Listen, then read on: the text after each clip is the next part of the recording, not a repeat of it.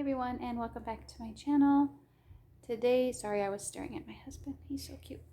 Anyways, today's video is going to be all about my colonoscopy prep and procedure, because I know for me, I have been searching online and on YouTube for people with POTS who have had to have a colonoscopy at a younger age than usual, and I'm really nervous about it, and so I thought I would take you guys along just to kind of help you or answer any questions that you might have about the process. So we had to travel from our house, so we're about 2 hours away from where we live. Sorry, a car just zoomed past the window. So yeah, we're in the hotel. It's really cute. And I'm going to show you what I have to prep with. So the prep that they gave me is called Suprep Bowel Prep Kit. Show it to you. So that's what it looks like. I have the little bottles in the little fridge because they say it tastes better. So there they are. How fun is that? And we're stocked up with coconut water and water to stay hydrated. And yeah, this is the cute little hotel. I won't show you my husband so he doesn't sue me. There's my big jug of water. And this is where it will all take place. Where's the light? Yeah, it seems large enough to be able to, you know, do what you need to do. Cute little mirror. I like it a lot. It's cute. And yeah, you don't really need to see the toilet, and there's a tub if I need it. So that is that. I have to start my prep in a couple of hours. I was thinking of maybe starting it early, just so maybe on the off chance I wouldn't be up all night, but I haven't decided yet. I'm really anxious about this because I'm hungry and I want to eat, and I don't do well without protein, and I'm not allowed to eat anything, just liquid diet, so I can have Jell-O or popsicles, but popsicles are out because this hotel room, the fridge does not have a freezer compartment, so that's not happening. Sad face. Yeah, I'm just gonna try to chug while I do the prep and all that, and I guess my next update will be in the morning, or no, it will be maybe right before I start my prep or after my first prep. I don't know, just to kind of check in and let you guys know how things are going without too much information. Anyways, I'll see you soon. Hey everybody, I am checking in. It's been a few hours since I last got on here. I did not feel like filming right before I started my prep or while I was drinking it. So I'll just give you a brief rundown. The type of prep I have is called Suprep, and it's in 2 doses. So you take one tonight and then one in the morning before your procedure. And I was kind of just sipping on it because my doctor said to drink it over the course of an hour, and then to drink 32 ounces of water over the course of an hour. So I was kind of sipping on it, and I was also feeling really anxious about the whole thing. So I was going really slow, and it hit really fast. And by the way, I'm not on the toilet. This is this is the bathtub. It kind of looks toilet-like behind me. Anyways, had to let you know that. Anyways, it hit really hard and fast. Let's just say that. And unlike anything I've ever experienced, and I won't go into too much TMI detail other than to say I don't know that I'll need tomorrow's dose. I'm going to call the doctor in the morning. And also it gave me really bad shakes, and I was super hot, but also my anxiety was super high. And so I attribute some of that to like a panic attack and me just being overwhelmed and anxious because I really didn't want to do the prep.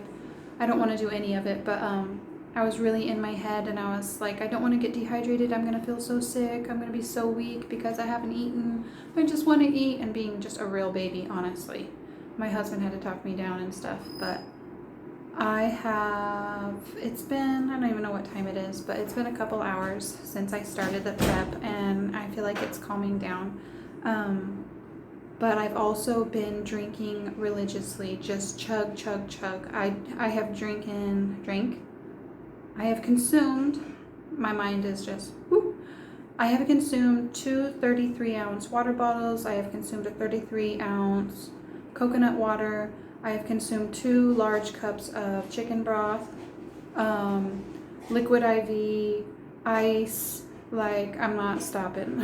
I don't want to get dehydrated, and surprisingly, I don't feel that bad or lightheaded anymore since I've been really taking in all the fluids. And I also took 3 salt pills, the salt stick buffered electrolyte salts.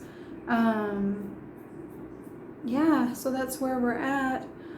Before I started the prep, I was super anxious, and I was even telling my husband, like, I'm not doing this. They can't make me. And he just keeps reminding me that it's important. So my goal is to hopefully get some rest tonight if this dies down more, and be in a better mindset tomorrow morning and know that I'll be okay, and to just go forward with the procedure and get it over with and just be strong. And for me, whenever I face my fears and do things that make me scared, I always feel so much better afterwards, and it just makes me grow as a person, and I feel that much stronger. So I'm really hoping I can do this, and I will update you tomorrow morning. Hey guys, I'm just popping on really quick just for a brief update. It's the next morning and I've done my second prep, and it's been pretty much the same as last night. Yeah, not fun, but you know, I'm surviving. So I just wanted to pop on here and say that I did do my second prep and kicked in fast. I'm trying to stay hydrated, and my appointment is in, oh, I don't even know what time it is. I think it's in like 3 to 4 hours. So just trying to stay positive and drink, drink, drink. So I will try to check in at the doctor's office, but I might not be able to. I don't know. And I'll just see you when I check in next. Hello, everyone. I'm back at the hotel. As you can probably see from my eyes, I am not altogether with it, even though it has been like 4 hours since I left. I'm just popping on to say a quick hello and let you know I made it through. And tomorrow I will give a better update with how everything went when I am more with it. I have a lot of funny things to share. Okay, bye. Good morning, colonoscopy viewers. Okay, probably not all of you. Okay, probably all of you. Why would you watch a video about a colonoscopy if you weren't interested? Anyways, I'm really tired. My hair's crazy. As you can see, I slept with it wet. So disregard my appearance. I'm feeling a little more with it. Still really tired. I feel really dehydrated, and I'm starving. Like really bad hunger pains. I ate a little bit last night, but it made me sick, so I didn't eat too awful much. So my husband just went to pick us up food. We are right next to an IHOP, so we'll see how that goes. I've decided that I probably won't do like a full update right now, just maybe when I get home, because I'm just really tired and need to just relax, and we have to get on the road today and go home, and then maybe once I'm home I will film the rest of this video, just kind of go through the process of what it was like at the hospital and everything like that. And then I'm thinking of doing a separate video like with my top tips to help with the colonoscopy prep and all of that, because I've gathered some information regarding what could maybe be helpful in the process. Yeah, so I hope you guys are doing well. I will check in a little bit later. Food. Hello, it is now, I think I'm 3 days post colonoscopy, and I am checking in.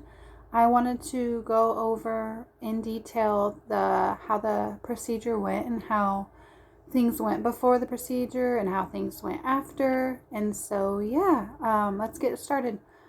So I was taken to the hospital by my husband and taken back pretty soon. I think I waited about 10 minutes after like signing paperwork, And I was really, really, really nervous, but somehow I managed not to cry, so that was a plus. They take you into this big, huge area with lots of curtains and patients and things going on. And so they put me in my little station with my curtain and had me get into the gown. And the nurse came in and she asks a lot of medical history questions and makes sure she knows all the medications that you're taking. And she put leads on my chest so that they can monitor my heart. And then the pulse oximeter on my finger, the blood pressure cuff. They also were able to give me a full liter of IV fluids because I let them know my doctor wanted them to be sure and give me lots of fluids throughout the procedure so that I wasn't too dehydrated any more than I already was. So that was nice. And so after she asked me a bunch of questions, I met the anesthesiologist and she was super, super nice. She asked me a few questions as well. And then another nurse came in. I don't think she asked me any questions. She just got me ready to go and started wheeling me out to go to the procedure room. I'm trying to think about how long the wait was in that little room. It's hard to tell when you're anxious, like time passes a little bit differently, but probably 30 minutes. Not sure though. Anyways, they wheeled me into the procedure room where I then became really, really nervous because there's all this machinery and screens and things. But everyone was so nice and made you feel safe. And then the doctor came in and he asked me, a few questions, verified the type of pain I was having, what he would do, and what he could kind of look for to see if he could find the cause. And he was super nice and smiley and made you feel at ease. And then they had me lay on my left side.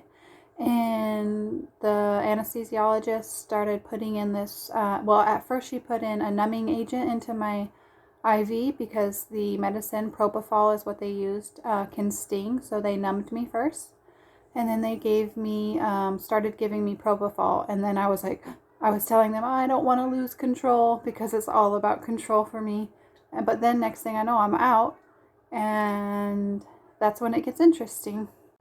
So the very next thing I know, I'm hearing my voice my name being called over and over. Whitney, Whitney, Whitney, you need to wake up. Whitney, you need to wake up. And at this point, I don't know how long I've been back in the recovery room.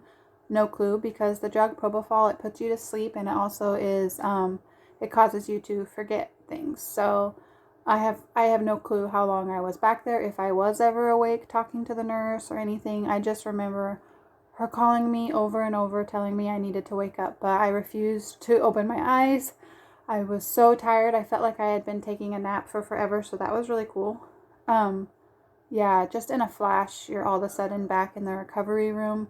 It's all kind of hazy. The stuff I'm going to tell you is stuff that either I barely, barely, barely can recall, or it's things my husband told me. So they had my husband come because he needed to dress me. There was no way that I would be able to dress myself. It's funny because before the procedure, I asked her how the drug would affect me, most likely. And she said most people, they go to sleep and they wake up. It's a really restful sleep. And then they wake up and they feel like themselves and they feel like they can even drive or go to work. And I'm like, okay, cool. Not the case for me at all. I was so out of it and apparently funny and weird. So my husband comes in and apparently tries to dress me, but I keep flopping back down on the bed trying to sleep. And he says when he was trying to dress me, I would put my legs up in the air and wiggle them like a baby. So that's funny. But once he finally got me dressed, and it was weird. It felt like they were trying to rush me out because I was the last patient of the day. They're like, get her out of here. I can't sleep there all day, apparently. Anyways, once he got me dressed and in the wheelchair and we're on our way out, apparently I said something out of character and hilarious. So in my research of colonoscopies, every video that I saw, people got juice and crackers and things after their procedure. Well, I didn't get nothing. So apparently I said, Google promised me crackers and juice, and they didn't give me jack poop. and I said a curse word, which I never ever do. So apparently that was really funny to my husband, and he says I kept harping on it and kept saying that they never gave me any juice or crackers. So it's kind of funny. He said we had entire conversations in the elevator, which I have no recollection of. Apparently he wheeled me across this, I can't even think of what it's called. You know, it's like a bridge, but it's covered and it takes you across the medical area. What is that word? Whatever. Anyways, I kept asking him, where are we? What is this place? I don't remember what I said, obviously, but then we get to the car, and apparently I said, whose car is this? When he opened the door, whose car is this? And why is it so red? And he's like, it's ours, and it's white, because our car is not red at all.